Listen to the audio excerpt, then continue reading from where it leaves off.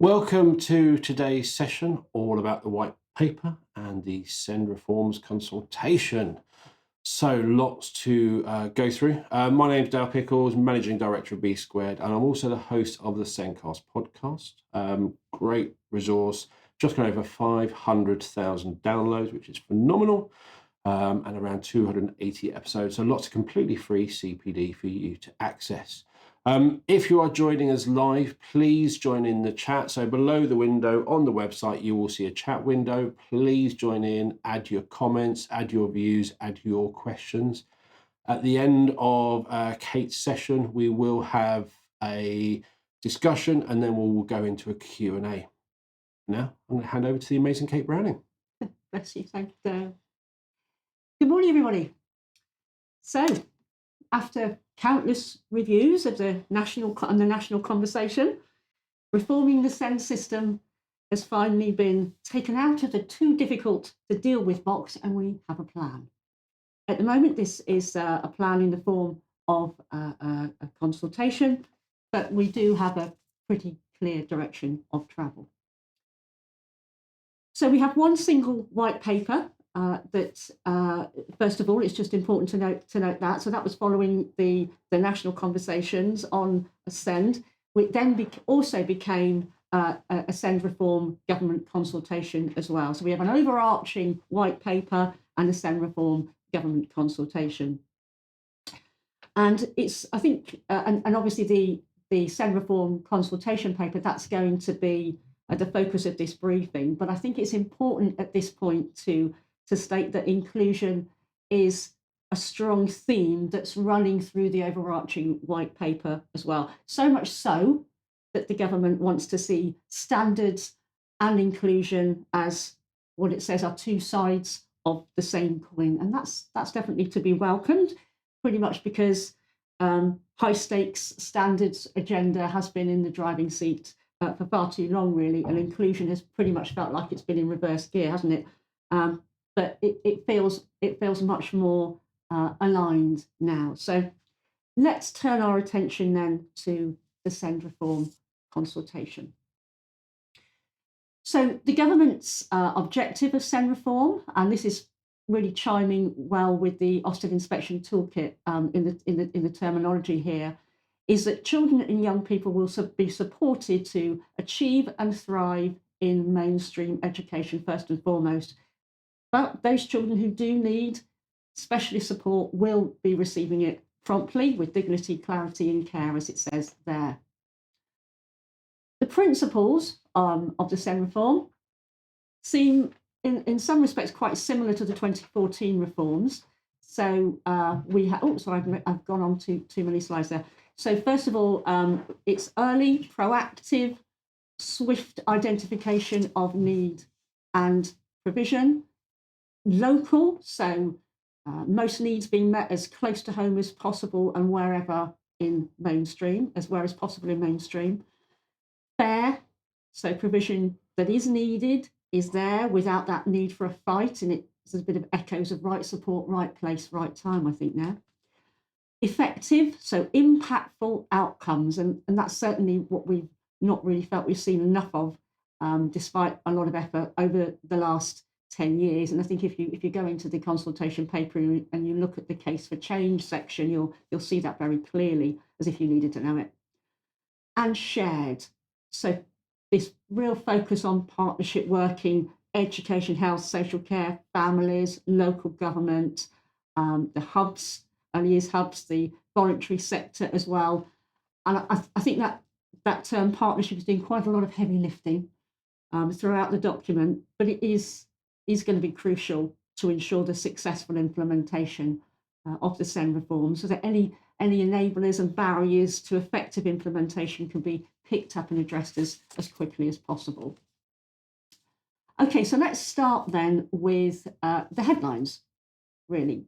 So the government wants to ensure that there is a clear national expectation of what effective, inclusive practice looks like for all children, including those with SEND.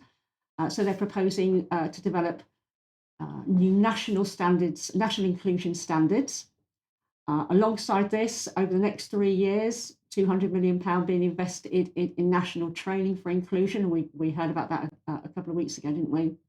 And also, over the next 3 years, an inclusive mainstream fund going into schools, colleges, and early years, alongside an experts at hand initiative. And I'll go into all those in a little bit more detail in a little bit of time. So it's really useful to see, good to see that in the white paper we have the government's expectation of what a universal offer will include. And I think you can probably look down at that and think, yeah, we've been working, schools, early year settings, colleges have been working on these elements for some time, but it's good to see a kind of overarching expectation of what a universal offer should actually look like. So let's dig into these in a little bit more detail then. So first of all, we have the 0 to 25 national inclusion standards.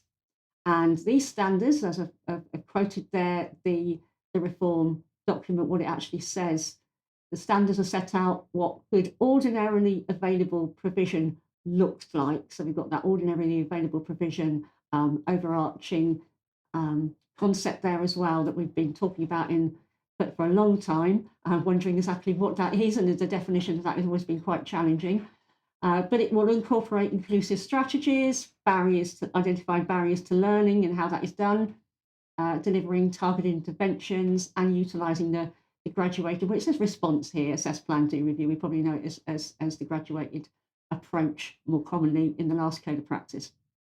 So the national inclusion standards, they're investing 15 million to build the evidence for what these national inclusion standards should look like, in the expectation that they will be in place by 2028. It will incorporate evidence-based guidance, practical tools, digital library of high-quality identification tools, and identify those universal strategies, interventions that are going to be able to support schools knowing how to respond to those barriers to learning, incorporating updated guidance around reasonable adjustments duty as well. So the expectation here that working on and implementing these national inclusion standards will have a more of a consistency across the country to really sort of be able to have confidence, all of us as parents as well as staff, about what those expectations are. Layers of support. So this won't be too unfamiliar to those of you who remember the pre-2014 school action plus levels of support. Now the government are talking about proposing these layers of support. So really sort of above that, the top of the inverted triangle there, we have that sort of the universal offer will sit above that, I guess. And then at that targeted level, this is where with children where they're describing as more commonly occurring needs, and the school's response to that, settings and colleges' response to that may include small group evidence-based interventions that are delivered in mainstream by the setting themselves. And then the targeted plus layer. So they're describing this as more for the less commonly occurring needs. Support, again, still in mainstream, support from the setting, which will incorporate some guidance, support, advice from the expert at hands in offer, which will incorporate specialists from education and health coming in to support those children and to support the school to help them meet those children's needs. And that at this targeted plus level or layer, it may incorporate the school putting in place a support base, and more about that in a minute. And a lot of schools have gone down that route already, but may also incorporate support from a wider school group. Again, more on that in just a minute coming up. Okay, at the specialist end, so this is where they're describing a layer of support for children with the most complex needs, as it says.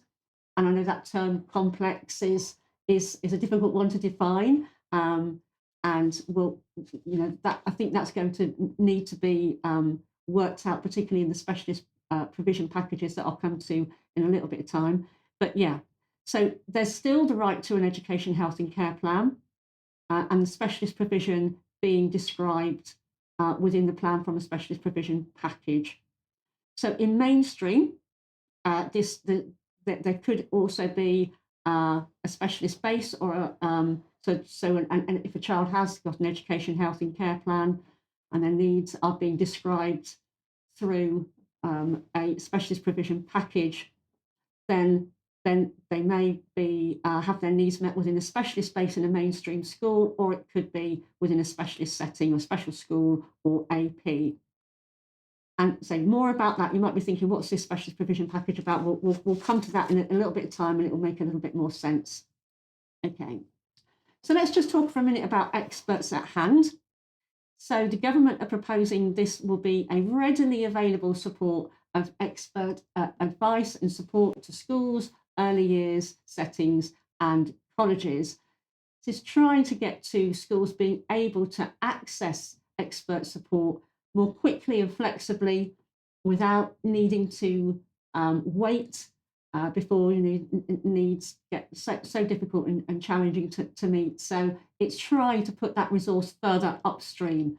No diagnosis required, which we know in some areas it is in order to access expert support. So the government are proposing to put in £1.8 billion of funding over the next 3 years to recruit to these experts at hand roles. And they're hoping by 2028-29 that actually on the ground, what this will look like could be 40 days of additional experts at hand support in primary and 160 days in secondary. Ultimately, local authorities and integrated care boards will be responsible for defining and distributing those resources, and the consultation paper states that there will be delivery guidance to come on that. And for early years, the route to those experts will be through the Best Start Family hubs.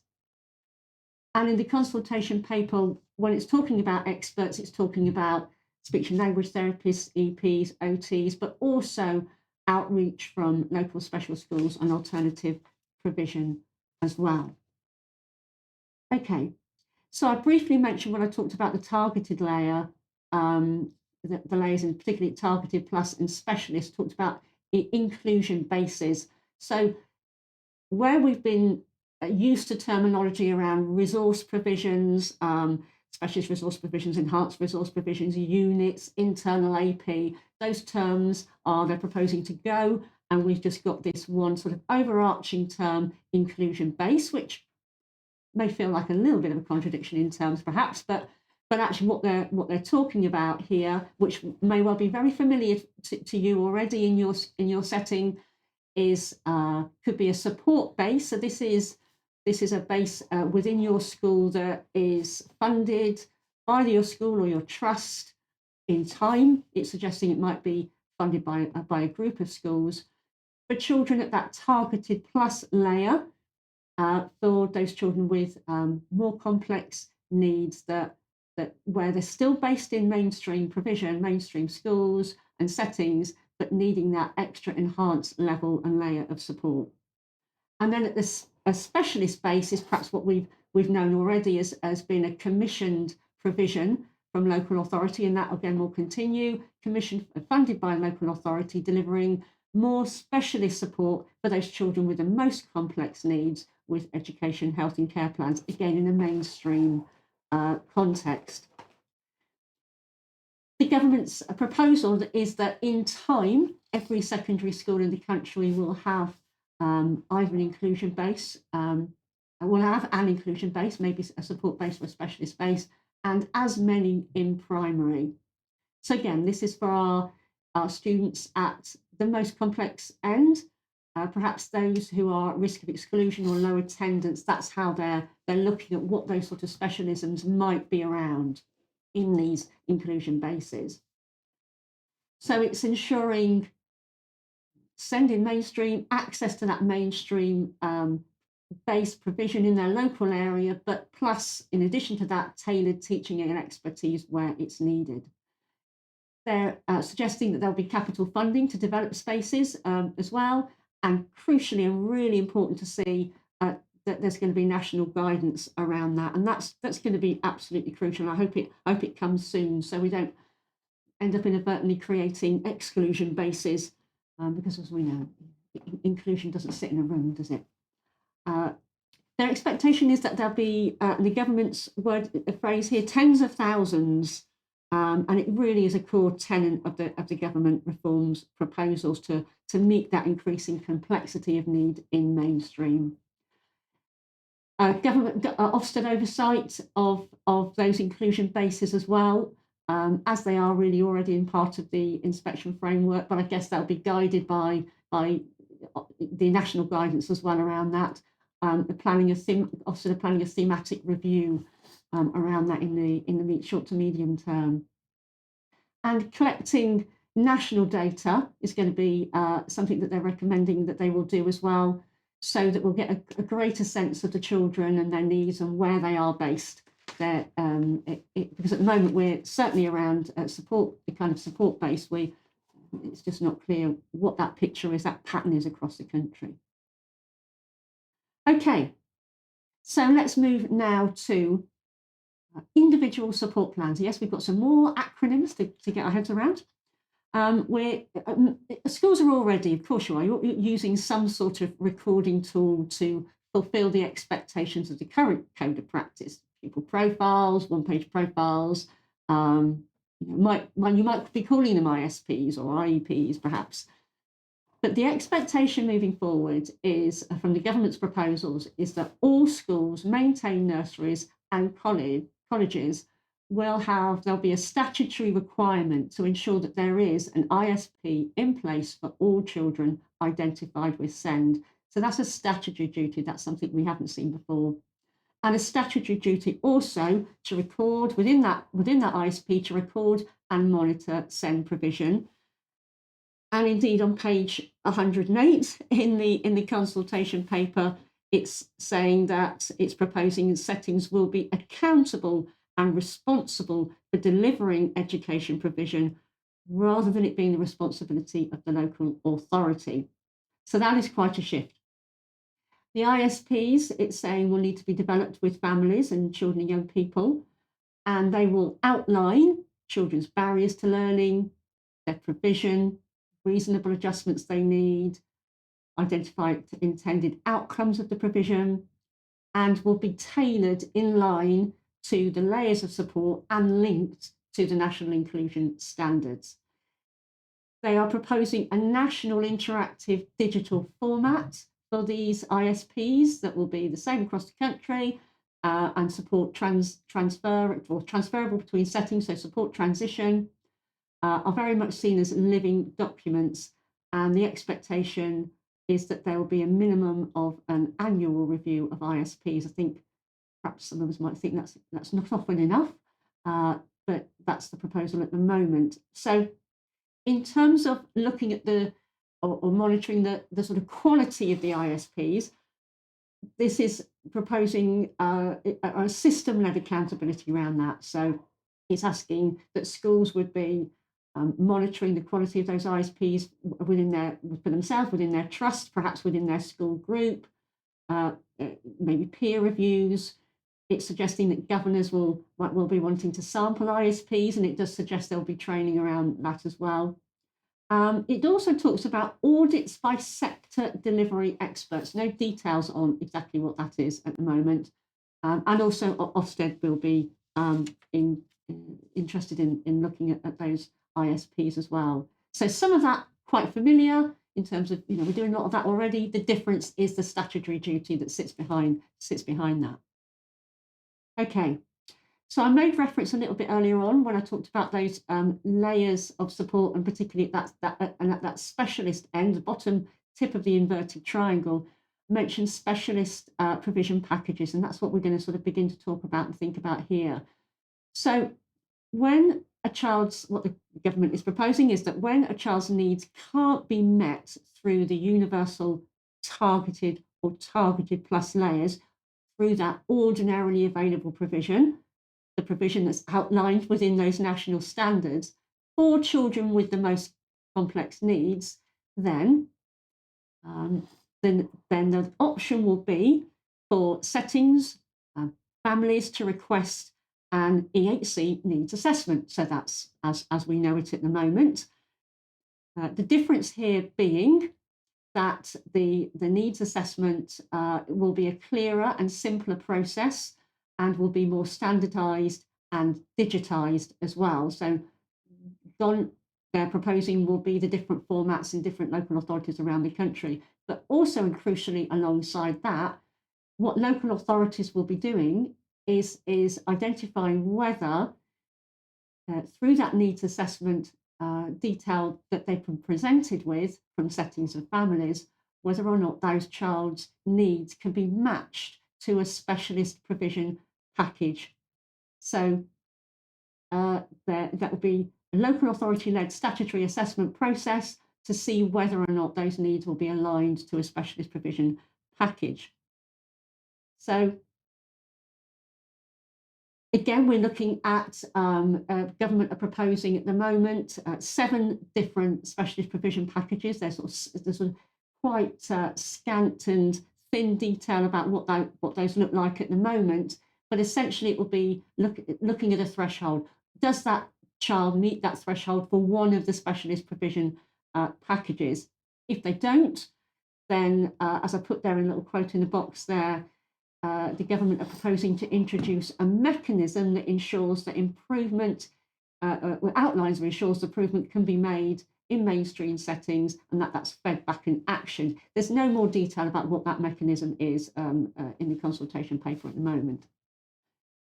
So if that child's needs are meeting that one of the threshold for one of those specialist provision packages, then that will guarantee the entitlement to an education, health and care plan and the provision that's outlined in whichever specialist provision package is recommended for that young person. So just a summary here then. So after the point where the specialist provision package has been identified, that's at the point where placement will be agreed. So the placement will be within the specialist, identified within the specialist provision package, whether it's a specialist base in a mainstream school or a special school or maybe AP. No mention of EOTAS at all in the consultation paper. So after the placement has been agreed, then the setting, then this is a change here. The setting will lead on the description of the educational provision alongside the family, doing that with the family, within the education, health and care plan. So whereas before we've had local authorities writing that educational provision, here it is suggesting that it will be the setting that will be writing that, again, drawing down the educational provision that's outlined on the specialist provision package. The local authority and ICB will be responsible for the health and social care provision in a plan. The LA's duty is to continue to fund the plan, so that continues, and provide access to support and sufficiency of placements. And there's a bit more of a strength and duty around that it's been suggested. Statutory entitlement to health provision is coming in. And here, again, the difference is a change here is that it is the setting that will hold the legal duty to deliver that education provision in the HCP rather than the local authority. Although the local authority will retain the overall ownership of the plan, they're suggesting, and be responsible for a formal review of that plan, not annually, not an annual review, but at the end of a key stage or when that child is transitioning or moving on. So you still have education, housing care plans, but the EHC provision is being drawn down from one of these, at the moment, 7 proposed specialist provision packages.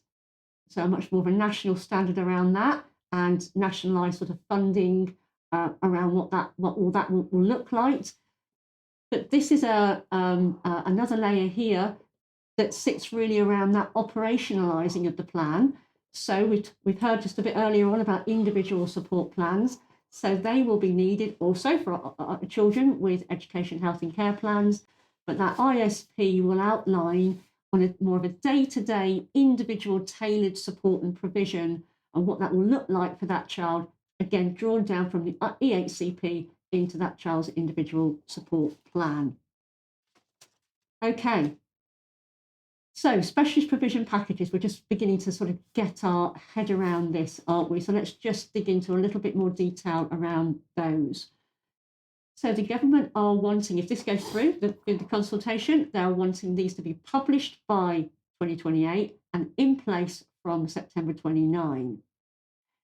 Just to reiterate, there's a nationally agreed threshold across these packages and a nationally set costing framework as well. Only those meeting the threshold for one of the specialist provision, or potentially more than one of the specialist provision packages, will have an education, health and care plan. But the EHCP will underpin the entitlement to that specific provision and also outline those outcomes for the children and young people as well.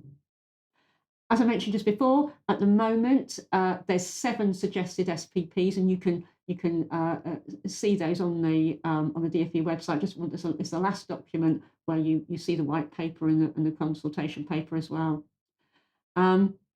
They are going to be developed by an independent panel of experts. It talks about them being broad and comprehensive, interesting, that also mapped on to the areas of development. So moving away from the 4 broad areas of need to areas of development. Hold fire on that, more on that in a minute.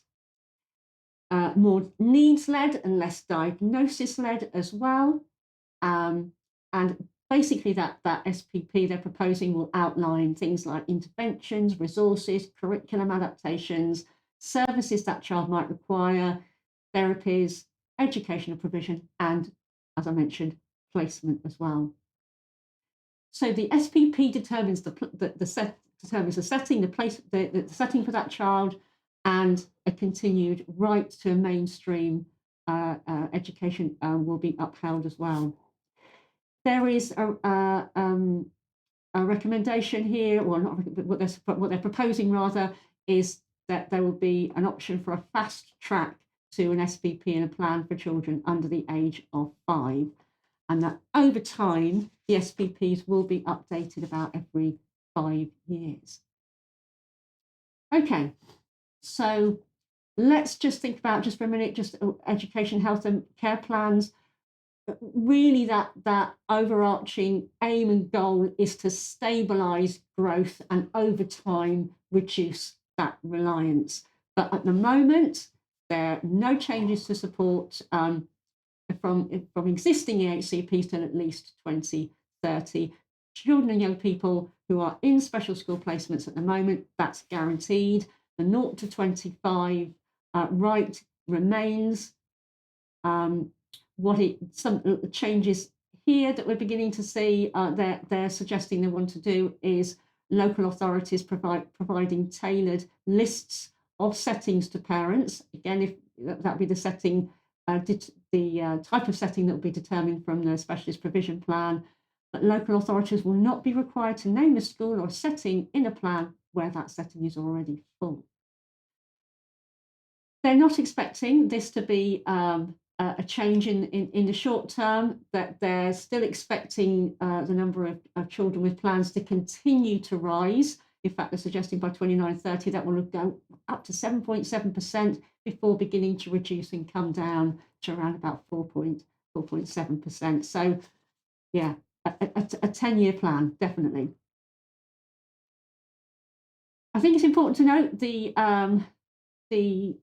one of the plans that the government are proposing is around a new complaints process. So we've just been hearing about individual support plans being a statutory duty to have in place and to deliver on within mainstream, within schools, mainstream schools and colleges. So what they're looking at here is a complaints procedure for when parents do have a complaint about relating to a child's special educational needs provision or support. So here it's about trying to shift away from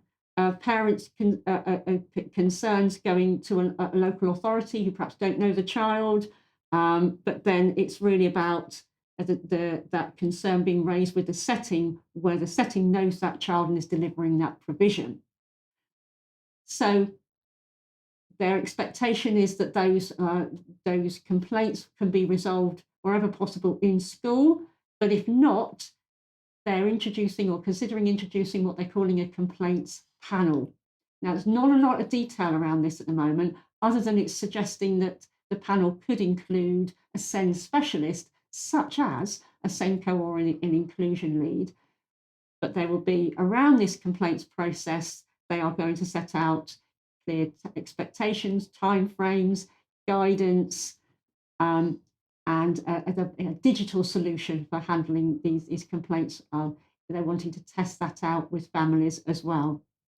So again, a lot of how's that going to work and what does that exactly mean? But as it says there on page 103, we will work with the school and college leaders and parents to strengthen the complaints process. So there's still some detail to be worked out there. Okay. Independent special schools, the government, this has definitely hit the press before I think that the paper came out, to get rid of this, what is essentially a two-tier system between the state special schools and independent special schools. So they're looking at that regulation being aligned and including around funding, the standards around what independent special schools should be providing for children that are placed there by local authorities. Also to mention about alternative provision, AP is still and remains in this consultation central to education ecosystem, building up really on the work that the Change Programme partnerships were testing and evolving. And they're proposing to try and develop this three-tier AP offer that is more sustainable and real clarity, purposeful, outcomes focused.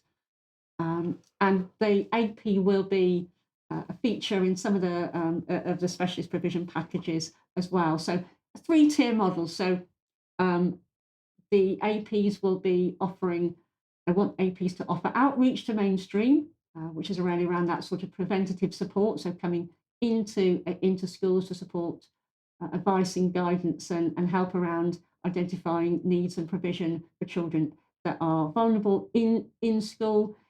For some, offering those time-limited placements where perhaps they will support in identifying what those children's needs are and help address them before those children return, hopefully successfully, to their mainstream school. And for some children, still that option of longer-term placement through that specialist provision offer. And often these children are more likely to be slightly older, so focused on those post-16 employment readiness plans and support for those within the AP. So some of that's already going on really quite well in some areas of the country already, and the plan is to broaden that out. Local authorities will be responsible for the quality assurance of AP, and that's including unregistered provision as well as registered AP. Okay, so let's come on now to having a think about funding. So what I'm going to talk about here is that what the proposal around the funding over the next 3 years, and then what's likely to happen or what they're proposing to happen following that. So over the next 3 years, there's going to be 500 million per year over the next 3 years for supporting early years schools and colleges to meet these new mainstream expectations and provide high quality offer for children and young people with SEND. For our early years settings, that will be through that early years inclusive early years fund, which will be distributed by local authorities. So what they're wanting to do over time is really is look to streamline the current school funding landscape, and crucially here, clearly identifying each school's share of their core funding for inclusion. So over the next 3 years, we're looking at inclusive mainstream fund, but moving forward, they're looking at what inclusive mainstream funding will look like. So what they're proposing is to increase the core funding for inclusion in school settings, early year settings and colleges by directing a proportion of the high needs budget to go directly into schools and colleges' core budgets. Also, and I'll come to this in a little bit of time as well, in a bit more detail, but the option of pooling funding across groups of schools or trusts, so that it's not just the funding from that individual school that could be utilised, but also perhaps pooled funding from across trusts and schools. And again, trusts are already doing work like that already. The framework for funding specialist provision. There'll be a framework for funding specialist provision in different settings that comes through the SPPs as well. So, with the expectation of increased funding comes increased level of accountability of what schools are doing to deliver and on that or how they're going to be really utilising that funding. So in this proposal, the government are suggesting that they will introduce a new duty on schools to produce an inclusion strategy. So this is going to replace the SEN information report. And in this inclusion strategy, schools will need to outline how inclusion is being delivered, how they're using the funding, very much focused on strengthening that whole school approach, essentially linking it to how that school is delivering on the new national standards. And just as the SEN information report at the moment, there should be an annual update of that as well. Ofsted will have oversight of that. Government should be having oversight of that. And they're suggesting there'll be peer review scrutiny as well. In terms of early years and post 16, all it says at the moment, so this inclusion strategy is a duty on schools, but in terms of early years and post 16s, it just says that they will work with early years and post 16 sector to develop appropriate and proportionate approaches to an inclusion strategy for those cohorts. So again, ... on that. Okay, so in the overarching white paper, as well as in the government consultation on the SEND reforms, it's talking about local SEND groups. So again, this is something that they're proposing. Their phrase is, in time, all schools will be part of a local SEND group of schools. And it's suggesting that those groups will need to be convened by the local authority and with the integrated care board, because essentially it's looking at that partnership approach to planning and working together, and that's local authorities and schools working together around approaches to utilising funding, etc., for supporting children within a local area. So in time, these groups might well be will be asked to pool a minimum level of funding, and also that group of schools will be enabled to work together to share good practice, their expertise, resources, staffing, certainly around those inclusion bases, support bases rather, and around commissioning and provide a level of challenge to each other as well. Okay, so the nitty-gritty, that is going to be really outlined within the code of practice, and the consultation paper says that they want a code of practice to come pretty quickly following this consultation, it suggests, and that the code, there will be a full consultation on the code as well, Okay, so we know that that's an important milestone as well to look to. Legal requirements will sit there as they do at the moment, the musts and the shoulds. Training requirement will be within there, so we'll come to the national training program for inclusion in a minute, but that's going to sit there.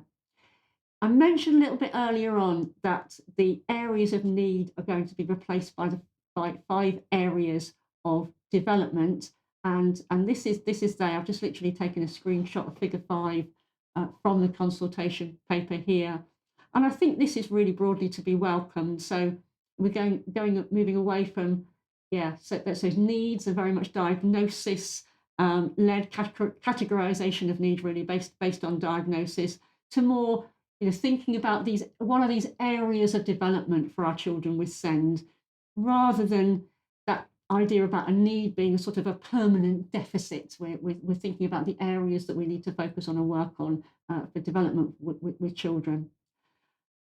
Within the code as well, we'll see a refreshed expectations around the SENCO role, clarity around roles and responsibilities, and a code that is easier to navigate and use is what it's suggesting. It's a lot of the detail coming through the code. I should imagine that perhaps some of the detail we're not quite seeing at this point in time. Just coming on to the role of the SENCO. The government are wanting to review the SENCO role to ensure expertise are used more strategically. So again, that's echoing the school inspection toolkit. So the SENCO role wanting to see it be more strategic, less administrative, focusing on strategic leadership and supporting the development of high quality practice. But as I put in that blue box there, a quote from the consultation paper, but it is suggesting that as a result of this review, it will revise legislation to consider the experience and training needed to ensure that SENCOs and other professionals are equipped for these evolving roles. Not quite sure what that means, but we will perhaps see it in time. And any changes, yes, to the school SENCO role will also apply to maintain nursery schools and school-based nurseries and sixth forms as well. Okay, so the National Training Package for Inclusion, which we'd had some weeks ago now, this is likely to kick off very soon, in fact, in September. So this is a national training package, which is for early years, schools and colleges, and some of the themes around what might well be included in that training package that they've suggested are around identifying needs, adaptive teaching, creating calm classrooms, inclusive learning environments. We'll also incorporate training for teaching assistants as well. In early years, it suggests training around child development and inclusive pedagogy and FE, a little bit thin there, ensuring learning is accessible. So this is a £200 million national training package that will be in place over the next 3 years. I'm interested in seeing where's the training for the staff within inclusion basis that's going to be so crucial. I'm also wondering about child development just being within that early years national training package, and we know we've got children working at much earlier levels of development in schools as well. So I think that we need that training. We need that training in schools, not just within early years as well, I think. Okay, so just to let you know really what the other hints and suggestions around further areas that the government are looking to further explore and look to developing further guidance. And I've put some of those on that slide for you here. Special schools and AP curriculum, such an important area. They're looking to further explore. Post-16 support for young people where they don't have an education, health and care plan, that's to be welcomed as an online assistive tech training and lending library. Again, some of that already began to be tested and explored from the Change Programme partnership work. The RISE programme, reception network, and inclusive mainstream programme will also add to further guidance and sharing of good practice. There's going to be further research on the identification of SEN that undoubtedly will be coming into the framework. Further resources on adaptive teaching. And you may well have read in the overarching white paper about the homeschool partnership minimum expectations, best practice guide to transitioning into reception, such an important transition, and the pupil engagement framework, again, more of that in the overarching white paper. And ultimately moving forward with a change in regulations, there will be updated Ofsted CQC local area and SEND inspection framework coming our way as well. Okay, so what are the timescales around this? So we're looking at a phased reform is being suggested. So over the next couple of years, 26 to 28, this is where the government are proposing they'll be working on implementing the Inclusive Mainstream Fund. The Experts at Hand initiative will start to be developed and recruited to. The National SEND training programme will kick off. Inclusion standards and guidance will be written. Increased use and availability of inclusion bases will, as it's already continued to rise and develop, but that will continue. And updated code of practice will start to be written and consulted on. Moving forward after that, then we're into this rebalancing of high needs funding, the introduction of specialist provision packages, having been written by this expert group, and the introduction of the individual support plans, that now national digitised individual support plans. So that will come in time as well. So no changes to support through EHCPs before at least 2030. Current system remains until new legislation comes into force. Must remember that. Children and young people in specialist provision in September 29 will be able to stay. And children who are not needing a specialist provision package will be able to keep their plan or provision until they finish their current phase of education. At that point, that's when it was likely to begin to be reviewed. So there we have it. But all of this is still, at the moment, it's still a consultation. There are 39 questions, and the consultation ends closes on the 18th of May. So please do continue to percolate your thoughts around the consultation. Listen to what others have to say. It's important that we do that. Please do respond to it. You don't have to answer all 39 questions. You just go with the ones that are particularly important and speak to you, or you have particular passion for or concerns about. I just wanted to touch now on really, okay, where do we go from here? We're off the starting blocks now, but nothing at this point in time has changed. But we know what's coming up. So what should we in schools be I think continuing to think about, because I think we've been working on this for a while really. What I might suggest to you is begin to have a look at your own school's ordinarily available provision. We are expecting inclusion standards, so it would be useful to have that really refreshed and clearly understood in your school, so that when those inclusion standards come into place, we can sort of begin to match, where do we sit against those inclusion standards? And it may be you're delivering above and beyond them. An inclusion strategy that's suggested is on the horizon. You may well already have some semblance of an inclusion strategy. Perhaps it's already built in within your own school improvement plan already, but maybe take that a little bit further to the top of the agenda if it's not already there. Obviously, the inspection toolkit has risen, has enabled that to risen quite significantly, hasn't it? In schools, a greater sort of focus on that. But have a think about that. How robust is that? How ready is that to take on board perhaps the reforms moving forward? If you're not already within a strong partnership of schools locally to you, think about building that in as well.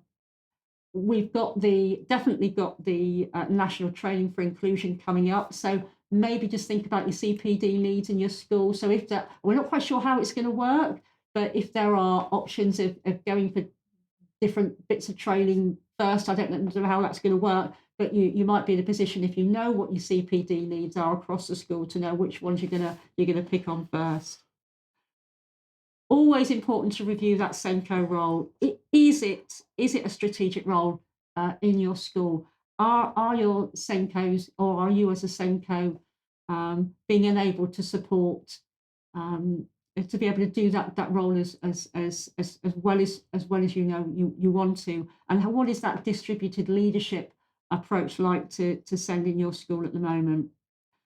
Parent partnership, that's going to be so crucial, particularly if ISPs are going to be statutory, need to be, we're going to be directed to working with parents to write those plans, and to write work together to write the education provision on the EHCP. So building those good relationships, thinking about how we are intentionally, meaningfully working and building relationships with our parents, and working with our parents is crucial. So is it an opportunity here to have a think about that in your school as well? Our education, health and care plans, they are going to stay. They might look a little bit different, but they're going to stay as well. So thinking about how they are going really from that paper document to actually day-to-day practice in school as well. So the white paper, the consultation paper is suggesting that we are going to be looking at ISPs going alongside the education, health and care plan. And many schools are doing that and doing that well already, really making sure that we've got our teachers confidently involved in ensuring that that EHCP is a living document. How well does that look in your school at the moment as well? Lots of schools are developing inclusion bases, some commissioned by local authority and some more informal and school based and school funded. I'm really looking forward to see some national guidance on that, so we can make sure we're doing that well. So if you're thinking about that, then do make sure you spend time thinking about what the important principles are around developing those inclusion bases, and make sure you're doing it absolutely in the best interest of the child. Okay, so there we have it. Hopefully giving you an overview, a little bit clearer in your head. At least you might have areas that you want to look at in more detail going into the consultation paper. But yeah, there we have it. Thank you, Dale. Thank you. Yeah, there's a lot to understand. And I want to start by saying that the DfE have a really difficult job. They want effective change. I feel that from everything they're saying, they want it to be effective, not just surface level changes. They need it to be in place before the next election. Otherwise, we're going to start the whole process again. And they want input from lots of people, and they're balancing all of these changes. And I generally feel that in here, this stuff is less defined because they're still kind of going through all the input they've had from the big listen. And it is frustrating that we don't have a complete defined plan, but it means they're open to change. They're kind of putting it out and feeling what people think. And with the principles, early, local, fair, effective, and shared, and that fair one, I know there are lots of parents, lots of people worrying about their child losing their special place, their EHCP, not getting the support that they fought for. I feel that with everything I've read, there's no hint of removing anything that's already in place. No, I think that's assured at the moment. Yeah, so I think it's children who are, I think it's year 2 and below, isn't it? Yeah. And that's where they're likely at the end of their key stage to have their needs reassessed, potentially through a specialist provision package, and may or may not then have a plan. But yeah. So although worrying, it's actually, to me, they've already said nothing will change before these dates. But again, until we get the actual legislation, we can't really say either way. Absolutely.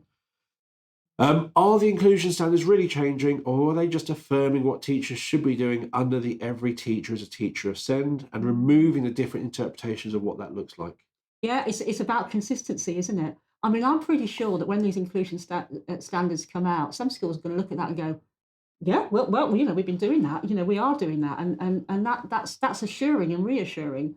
Um, Also, mapping those, I think, also alongside local authorities' ordinarily available provision guidance documents as well. I mean, local authorities are going to be doing that, doing that as well, and hopefully there'll be a lot of alignment there, and that won't be a surprise. And I also think you might find that as SENCOs, you've been wanting to do something, you've been shouting Mm. about it and being ignored. These are going to land on your desk and you're going to go, knew it, told you so. And that'll be your mandate for change, won't it? That Yes. will be there. It is about consistency across the country. We know there's so many schools and settings, colleges working on this for years and doing an incredible amount of good work. But it's the consistency of that, and that's why they've gone down the route of these national standards and expectations. And if you haven't asked a question yet, which is on your tip of your brain, please do ask away.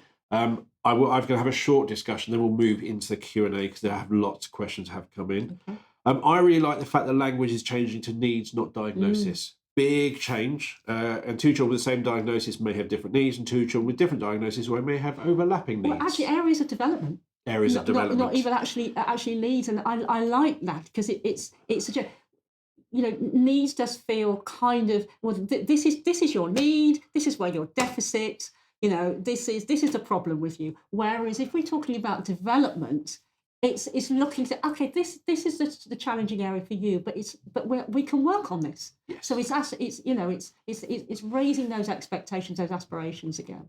And I think when we had I think it was the green paper or wherever it was a number of years ago, lost track, there was that big concern of people siloed by their diagnosis, and Yes. actually a child with autism needs to access that because they've got this as well. But then, so to me, that's a big change, which is really positive.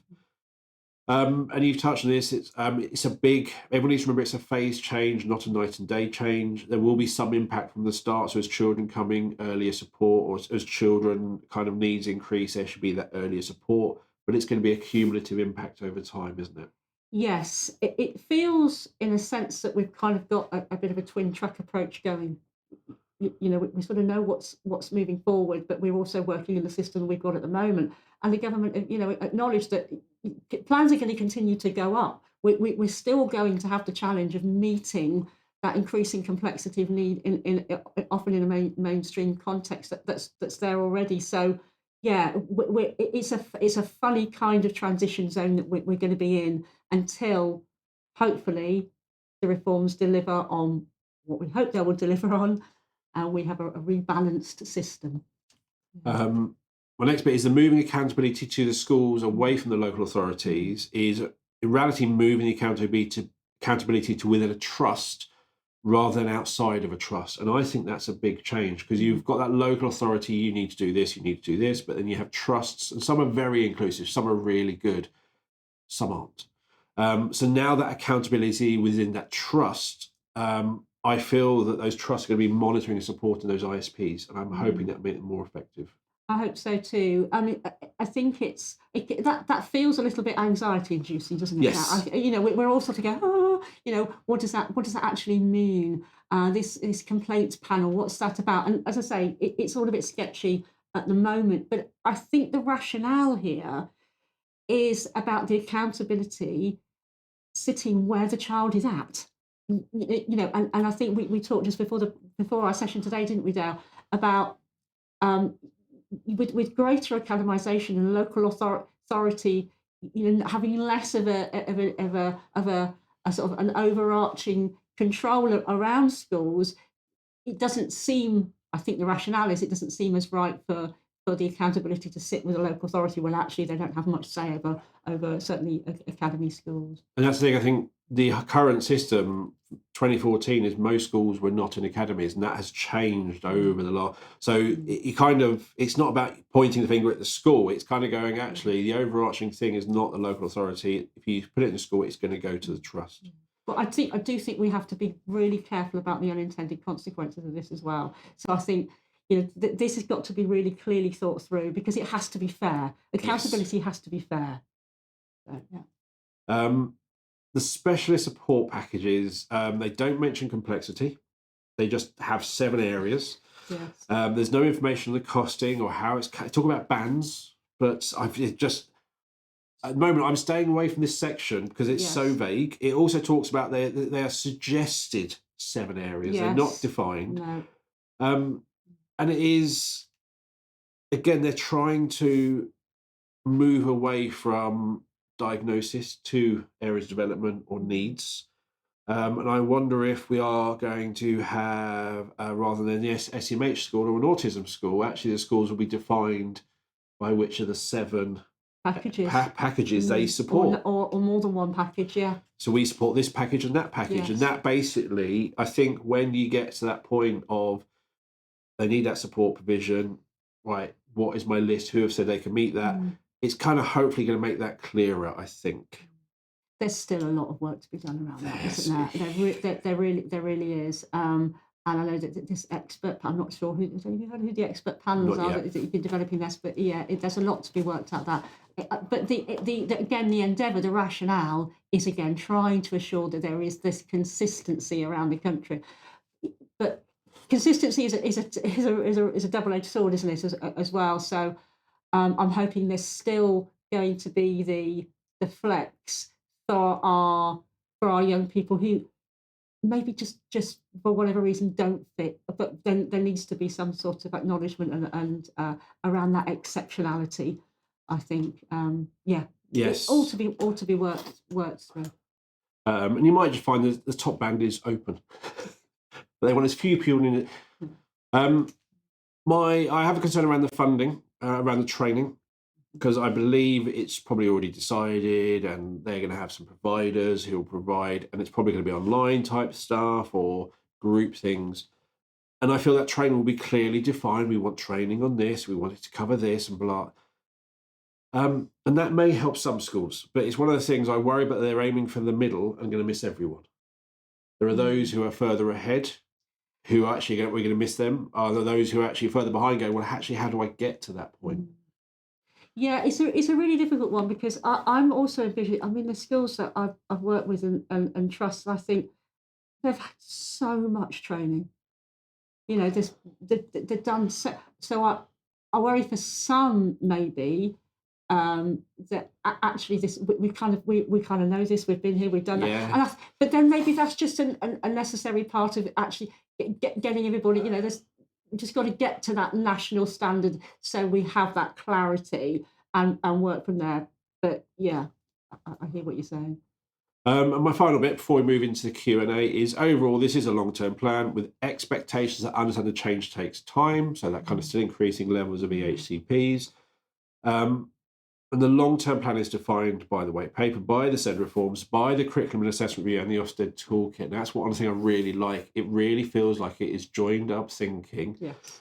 Not 4 different things going off, then going, oh, what about SEND, which then happened 4 years later last time, in terms of like the Rochford review. But also, and again, there's been lots of implications since 2014, which is maybe why we've ended up where we are. And overall, I do think this is thought out. We all want the detail, we all want to know. But at the moment, if they really are listening to us, which it kind of shows they are, we can't have that detail yet. That will be coming. So we're going to be back in a second for the Q&A. So if you haven't asked your question, please ask away. And in a second, we'll be back.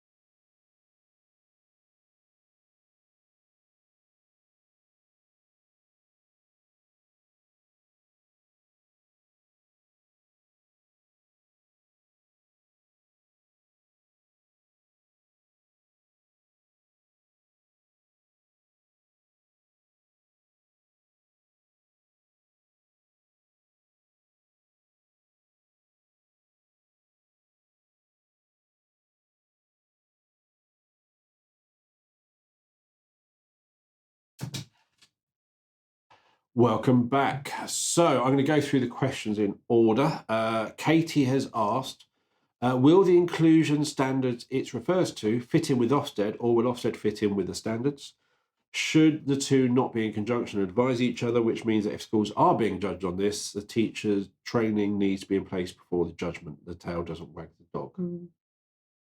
Yeah, I think that the inclusion standards will inform what Ofsted are looking at, because if you think about what's actually how the toolkit is at the moment, that expected standard is essentially drawn from the national expectations as we have them at the moment. So I should imagine that will just be refreshed in line with the Yeah, I kind of feel they don't need inclusion to standard. touch they haven't been too specific Mm. in the inspection framework. They may do later on as this comes in Oh, more. I was. There will definitely need to be a refresh. I mean, if we have ISPs and and the inclusion strategy, that will all need to But be it might referenced. not be. It might not be for 2028 because you're just starting. It might be more Yes, 2030. You've given a 2-year head yeah. start. Now we're going to check. Certainly code of practice consultation and final code. Nicola Mann has asked, how do independent schools fit into this and access the universal offer? Yeah. So what we've heard, I'm just clicking back into my slides, is that the independent special schools will be required in what it's suggesting to adhere to the new code of practice. So that's in our independent special schools. So yeah, independent schools, not specialists. Is that what the question is referring It to? was independent schools. Independent, more broadly, independent schools. Yeah, they don't feature. Other than independent special schools do, but they don't really fit. Usually, they're separately regulated, aren't they? Yes. But from my experience of working with, a few independents, they are very keen to know what are the national expectations, and I should imagine they'll, even if they're not regulated to, which I don't know whether they will or not in their own set of regulations, it would be good practice. Elsa Elliott from Purple Oaks Academy. So this looks like EHCPs for pupils who are in mainstream, e.g. kids with typical learning and cognition, and perhaps sensory or SMH needs may not have an EHCP anymore, as this should be replaced by targeted plus support. Yeah, I mean that will all be determined on whether or not there's a specialist provision package that meets a threshold for that level and area of need. But I think you're probably right. So in theory, the EHCPs until 2030 will not be removed.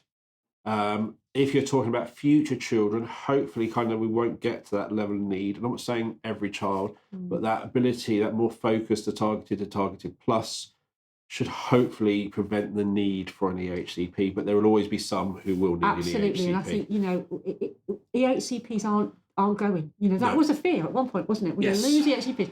They're very much still still there for children, but as the government's direction of travel is for the most complex need, and to try and increase and improve the capacity, capability, confidence of schools to meet an increasing complexity of need without needing to go for a high needs assessment for a plan, because actually all the specialist advice that's needed and more of the funding to meet that need, and the understanding and the training to be able to teach and support and deliver that for that need is actually already there further upstream. Which is why in the national training for inclusion have we not got specific training for staff in specialist spaces? I think that's needed. One thing I just want to touch on this. So if you look in the SEND reform document where Kate took that screenshot from the green areas of development, beneath that, the first paragraph beneath that, one of the things I really want to touch on, which I think is great, is it talks about how children may struggle with mental health, and there'll be children who need support, and they may or may not have SEND. And it talks about those children should be able to access support. And that's for me a big thing. There's a lot of hidden SEND children or the SEND betweeners, but generally neurodivergent children who may be academically doing where they should be, but it's their attendance who is dropping because they're struggling in the other areas, but they can't access SEND because they're not working below. So for me, that paragraph just below the green circle, go have a read of that, because to me that's a big change. That at the moment it feels like they can't get support until there is a level of need, because it's impacting their education. Katie's asked, are expert at hand services available for all types of schools? Independent schools currently have no access to anything LAs provide in relation to school improvement and some external support agencies unless they buy it. There's no mention of that. It is very much schools, state-funded schools, colleges, and early years.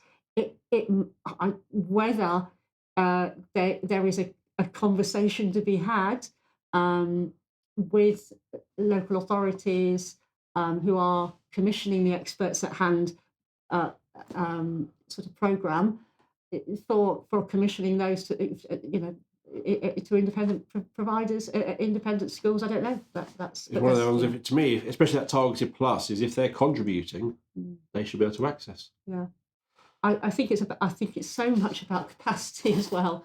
We're really it's a lot of people to recruit. Where are we going to get them from? There's all that sort of discussion going around at the moment. Yeah. Vivian has asked, are the experts at hand from the specialist teaching pool or a whole new training and team of delivery? I think it would be from the existing pool as well, but there's certainly going to be a need to recruit. A lot of expansion. V has asked, or they've put a scenario, a year 3 pupil who currently accesses mainstream and thriving with an EHCP for healthcare reasons and physical disability, but is great adept academically. If the changes go ahead, they would be placed in a specialist to keep EHCP and daily care needs, or placed into mainstream on an ISP at Targeted Plus without funding, so daily care needs won't be met. Have I understood this correctly? So the bit I just want to jump in is there was a bit of concern, and I wasn't sure until partway through the document, that EHCPs would only be specialist settings, but you can have EHCPs in mainstream. Absolutely, yes, with support through a specialist base as one of the inclusion bases. Yeah. So just because they're in a mainstream school doesn't mean they will lose that EHCP. No, absolutely not.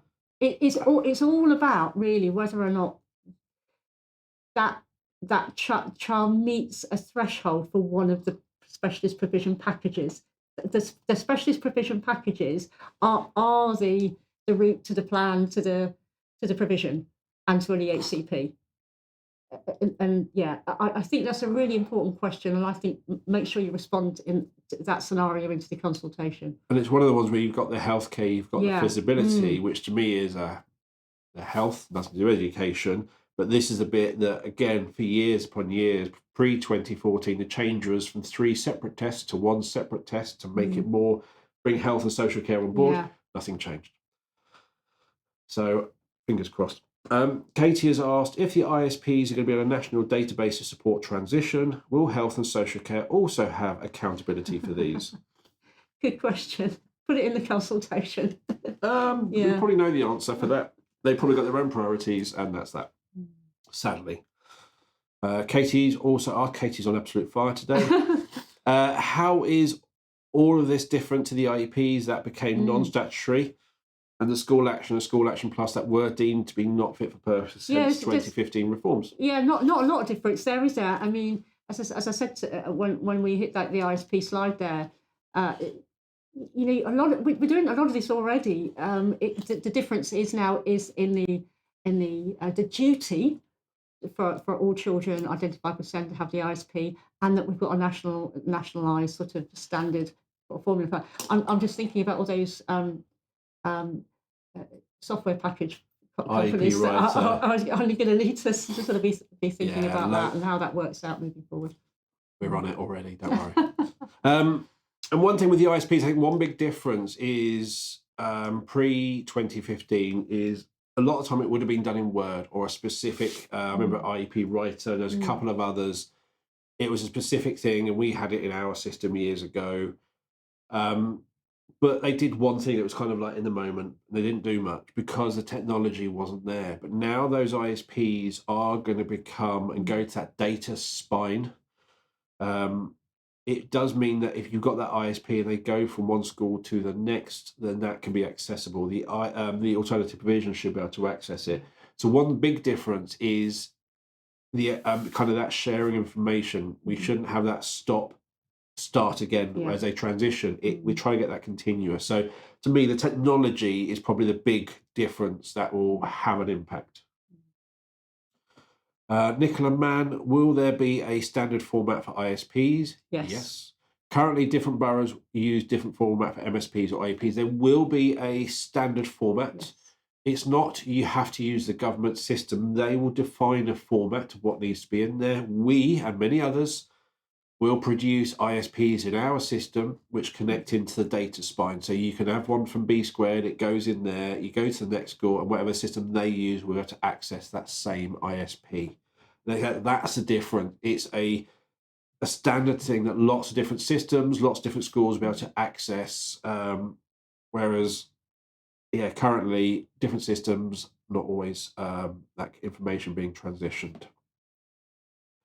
Katie, so if education lead on the section F provision, will LA turn around and say no, they can't have it and refuse funding?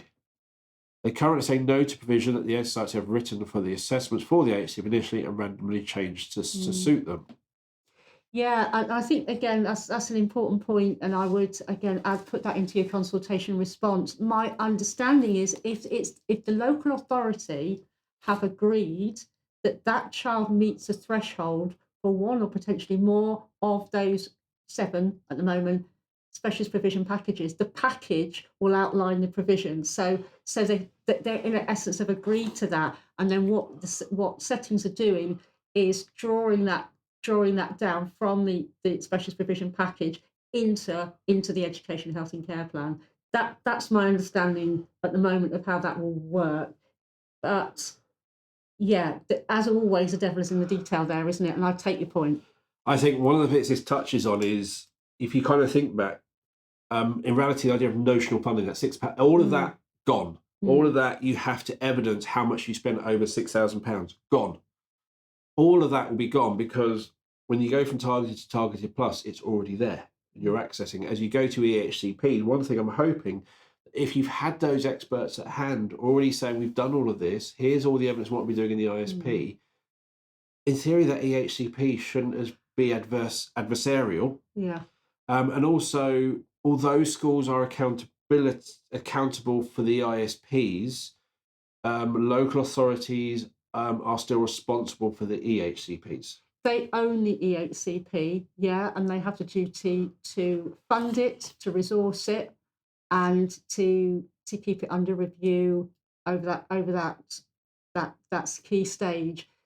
Schools will have the duty to write the ISP that goes alongside the EHCP and to deliver on the provision as outlined in the plan. That's where the duty lies. Health duty will remain with health and social care as well, but or certainly health. Yeah. And I hope that when, let's say you are accountable and the EHCP says this or whatever, you're not having access to that, you can't actually fulfill. And when someone questions you the accountability, there should be a clear way of saying you need to look at the local authority. That I'm hoping should be clearer. That although you are accountable as a school, actually you haven't had the funding, and that hopefully should be clearly. What we're hoping is that funding will be nationalised, and it will be outlined in that specialist provision package, whether that be group level or individual child. That still should be worked out. So yeah. So again, it's one of those things. I think it's such a change from where we are now. It is. We're struggling to comprehend. But these are all really important questions to put in the consultation, because even if you're not, if it seems to be a little bit vague, we don't want it to be vague. So it's indicating to the government that actually in the code of practice we need to be really clear around this duty, this role, what that looks like in practice. So these are all really important points to make sure you're sharing. And it might be that they go into a specific support package on, I'm going to say band 1, because again, there's going to be lots of complexity in those different levels. So if education, So Tanya thought, so no annual reviews anymore, just key stage transfers. So no, not strictly. So there is still the need to review the EHCP, and I think yes, there's still need for the school to review the EHCP. I think it says at least annually. It said at least annually. But the formal review, as it were, over the key stage. I'm sure there is some part in the consultation paper that says that could be brought forward if the formal review by the local authority can be brought forward if needed to be as well. So it's going to be interesting with the ISPs. Is it going to be annual, or is it going to be more like, as we achieve this plan, we'll have another review? How much health and social care will be involved in that? Because again, I think that should be at least annual from there. That probably hasn't changed. It's almost just like the LA is pulling away. Yeah, so I'm also a bit curious about, so there's ISPs for our children at Targeted and Targeted Plus, and then there's the ISPs that are drawn down from the EHCP for a child with a plan. So, and there's different references in different parts of the consultation between that at least annually, and then another place it says termly. So there's still a little bit of ambiguity going on there. But I can't imagine whether it's for a child with a plan or a child at Targeted Plus, that you're only going to review that ISP once a year. Yeah. It's what they're also saying is they want it to be live and a working document, and the day-to-day operationalising of that child's provision. You can't update that. And the parents need to be involved. Annually. Yes, absolutely. You need to have a look at Eversense and the one-page profiles, which do that already. Sarah has asked, how do you envisage the role of specialist teachers evolving? There's lots of talks about EP, SALT, etc. Will everything be through LA, or will there be an ongoing place for independent practice? Well, obviously, the consultation paper is definitely talking about local authority, state-funded, experts at hand. So it will be. I think local authorities will have to. I'm just going back to my notes here as well. Yes, local authorities and integrated care boards. It will be their duty to define and distribute the resources in relation to the experts at hand. So although it does sort of specify in the consultation document speech and language therapists, EPOTs, I totally take your point. I'm a specialist teacher. I've got specialism around communication interaction maybe. Am I including that in experts at hand? I think that is to be locally defined. I would be very surprised if you're not. And I think you're going to be very busy. I would say, again, learning to read through the lines on these things is you are included in that. But rather than you having contracts with individual schools, you will have a contract with a group, would be my guess. So you are an expert at hand for that group, rather than you working with that school and I've picked up another school, or I'm working with that trust, which could be regionally diverse. I think this is all to be determined. But I think we have got a many EP speech and language therapists, particularly, who a lot have moved out of local authority roles into working with trusts or independent. There's nothing about that in the consultation paper, whether that's still part of the experts needed in this ecosystem. In the short term, I think definitely. Now the question is, who sets the price? And the last bit on that is moving away from diagnosis to needs or areas. Do we need all these diagnoses? That's another change, which isn't really mentioned. But yeah, that's going to be interesting. Katie has asked, partnership approach to include all school types and registrations. Partnerships. So what's the question? The partnership approach, will it include all types of schools and registrations? Yes, I think all types of schools. Yeah, I think so. Certainly because with a local area or local authority is wanting to look at its placements, its quality of teaching for children within its local areas. So when I don't know whether what you're talking about there, Katie, is AP as well as the full range of primary, secondary fee. Yeah, I should. Yeah, I think in my head it will include all of them. Sarah, division of needs will. Will low need in several areas still allow pupils to access support? Yes. Again, I think it's not about putting them in a box. It's a child could have need support in all of the areas. It's more like what support is needed rather than defining them. I'm really curious about this because you can have a child who quite complex severe needs in one area, and some children have a sort of a lower level of need across lots of areas, but cumulatively that's quite impactful. Yes. So yeah, again, I think that's a really important point, and put it into the consultation. And it is, you see people like, and again, even it says in the consultation that children with autism are put in the wrong box or things like that. The diagnosis, they talk about children being put in this, well, what is their area of need? But it's getting away from what is their area or kind of the broad areas need to actually where do they need support with their development. And I think that's a big change again. Louise Selby, hello Louise. Will ISPs follow the new SEND categories of need for pupils on Target and Target Plus with maybe SPLD, dyslexia, dyscalculia, spelling difference, etc.? Will schools be required to identify one of these categories of need?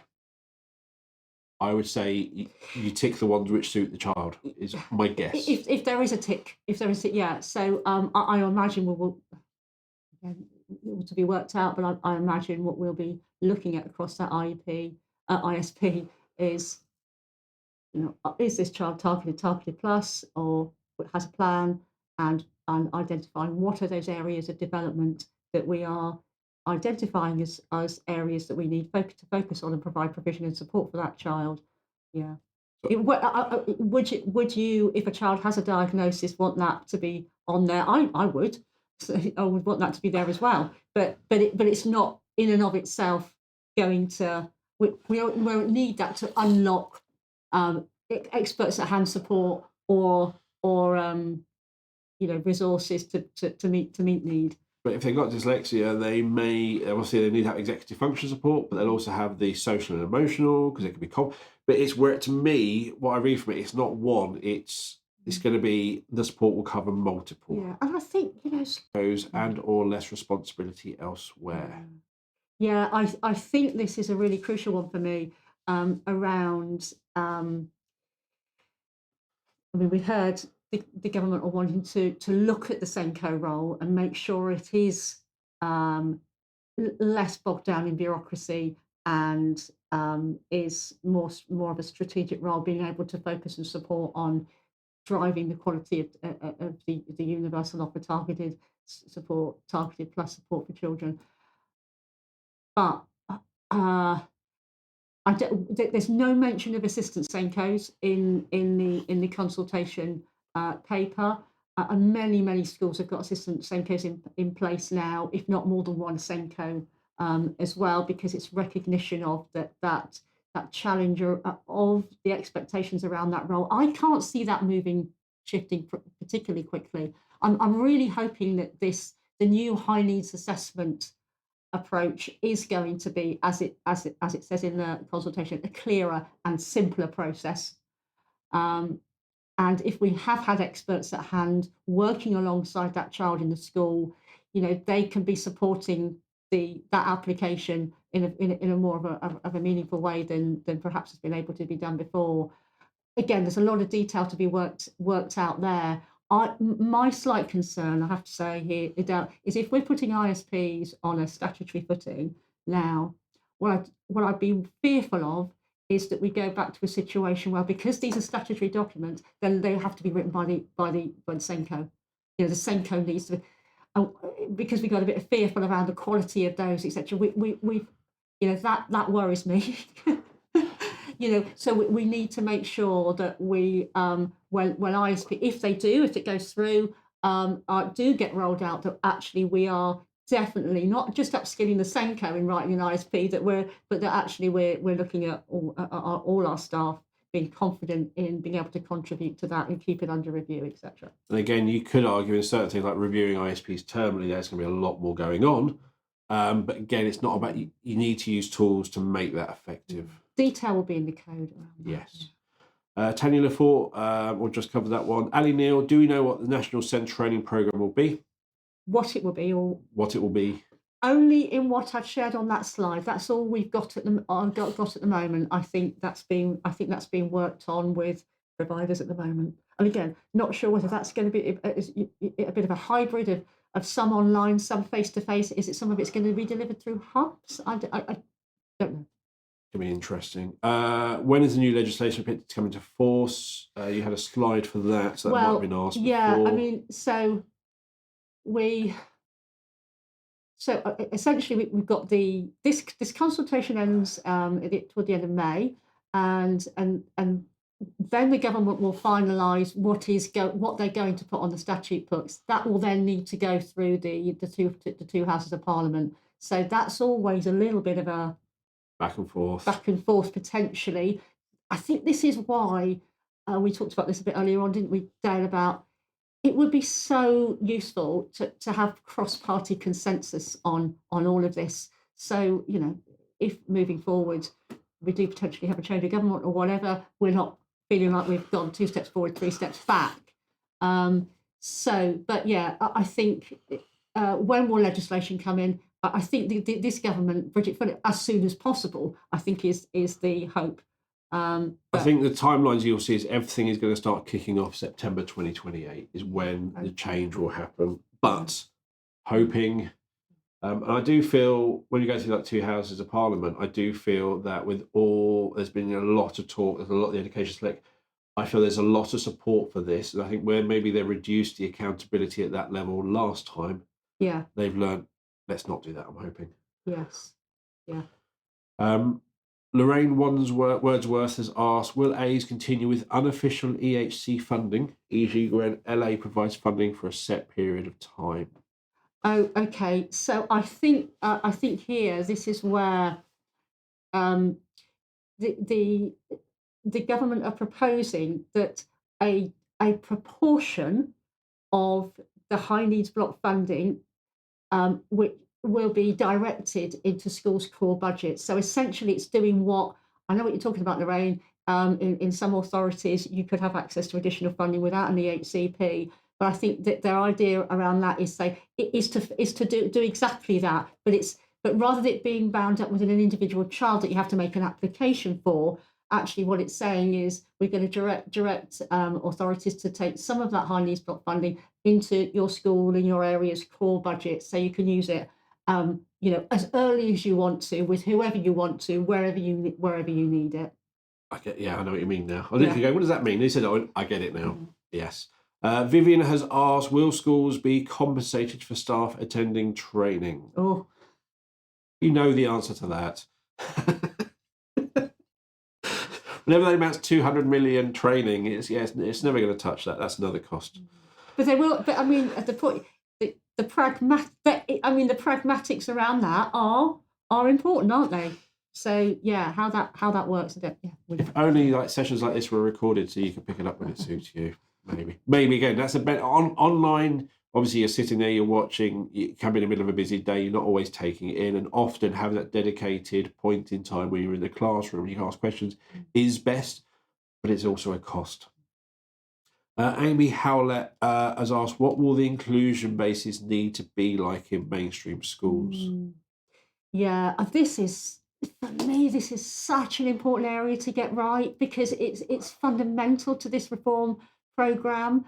And schools are way off the blocks in doing this already. Yep. Many schools have support bases that we are now, government are proposing calling them, and it's great if we've got a clear term, because everybody calls it something different. But and they've said that there will be, guidance around the principles and hopefully the practicalities around establishing such a base in your school, because they can be working in the worst case scenarios absolutely in the direct opposite direction of increasing inclusion in mainstream, and become sort of bases in a bubble, and essentially, rather than being seen as an intervention in and of itself, it's more of a destination. So that really does need to be got right, and the more the clarity around national expectations of what good practice looks like in establishing support bases as well as specialist basis as well. That really needs to come. That needs to come soon. Yes. And also when I read things like that is I would say generally look at the children who are going to go into it. Generally, there will be the national standards, but actually the needs you have in your school will kind of define that. Yeah. And one thing I always touch on this, which only kind of someone said this to me only within the last year, and I was like, actually, it's a really big point, is when we think of inclusion and being in those bases, and people go, oh, there's going to be a separate part, and that's not great.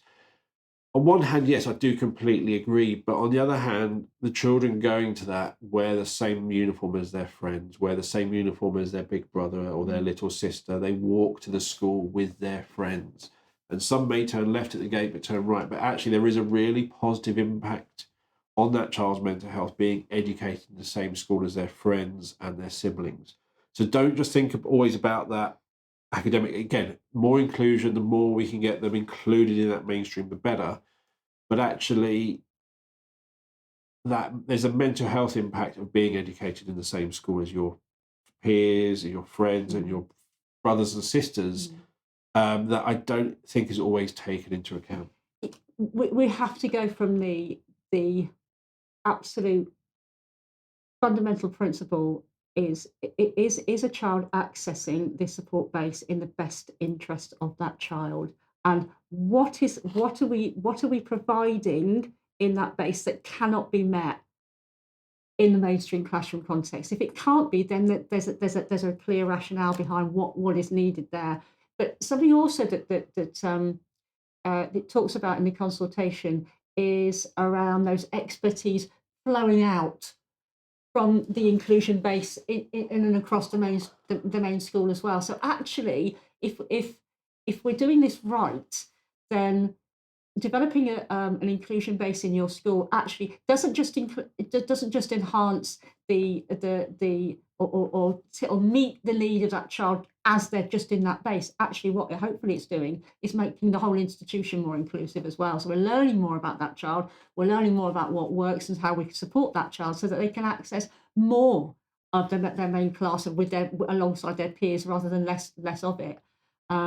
So yeah, I think you keep coming back to it. Are we doing what's in the best interest of the child, or rather than, oh great, we can now put a support base in place where we put all the difficult children and children we can't manage in mainstream classes? That's going in the wrong direction. That's what we're putting inclusion in reverse gear. Yep. That's not what these reforms are about. So the sooner we have guidance, national guidance and expectations, and that is echoed through in terms of what Ofsted are looking at as well, then the better. Again, 2 sentences in I can't remember if it's in the white paper. I think it's in the white paper. They talk about support and sanctions and classrooms that create warmth and belonging. And those, I think, are phrases that some schools miss. Some schools are absolutely amazing at doing it. Leanne has asked, what if the SLT in your setting aren't supportive of developing the role of the SENCO to meet this? Who are they accountable to? Lots of people. That's what I like. Yeah.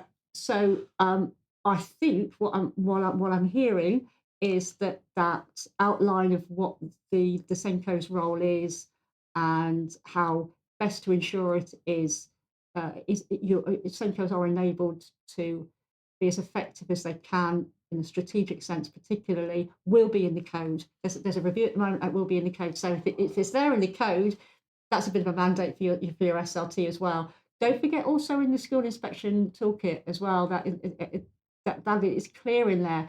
If you haven't already been through inspection, I think my experience of SENCOs who have been through inspection under the new toolkit are being asked a question around how are you supported in your role to have the influence that you need to be strategic. So, it's coming through there as well. That's that side of the accountability.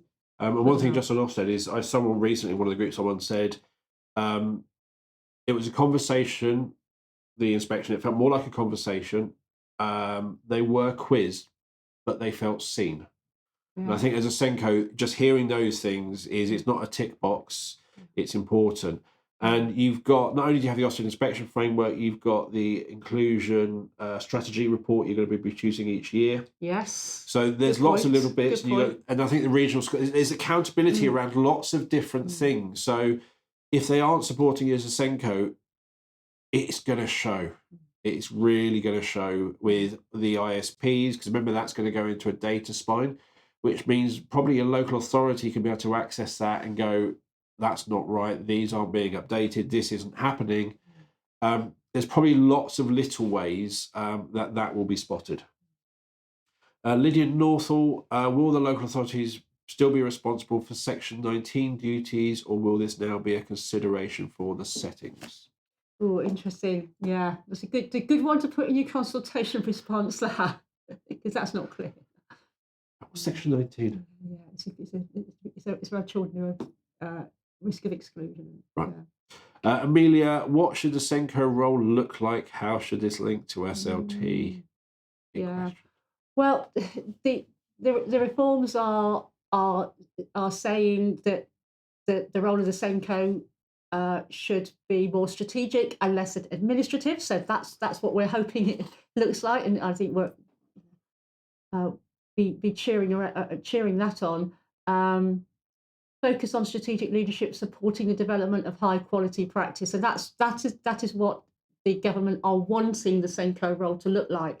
As I said, they are saying that they will, where necessary, revise the legislation and consider the experience and training needed to ensure that SENCOs can deliver on that role as best they can. But also, it talks about other professionals as well.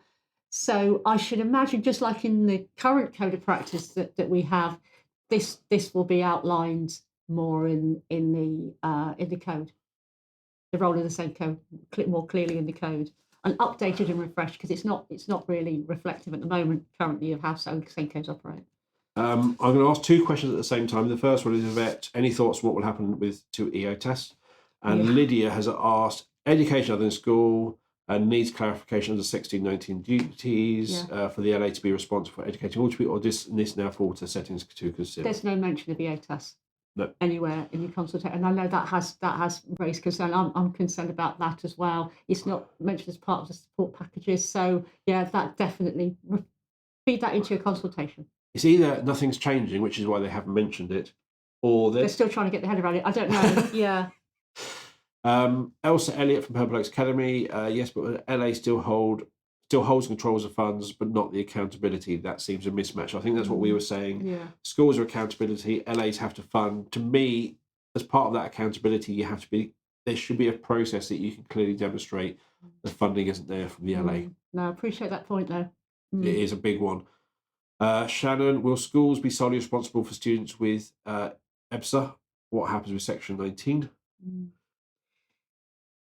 Yeah. There's no mention of EBSA. I'm mentioning basically school avoidant young people, and these are the group of children that I think we're so concerned about. May or may not have identified SEND, but they're not in school. They need some sort of educational offer. Is it going to do we need to go to an EHCP to meet that need? I think this is where schools being part of that local partnership alongside local authorities, we can be digging into how we're responding to these children's needs, and whether there is a need to pour resources across a group of schools to decide what that package, what that offer looks like for a child without needing to go for an EHCP. Because maybe I don't know, will they be part of one of the different packages? But then we don't really want to need to go through those hoops to get that support for those children, do we? Because again, that's further down the line. So yeah, this is exactly what I said when I was, these are the children that I am concerned about. So, to me, again, going back to that paragraph I mentioned below that green donut or pie chart with the areas of development, that bit about mental health support for those may or may not have SEND, to me, that really hits this group of students.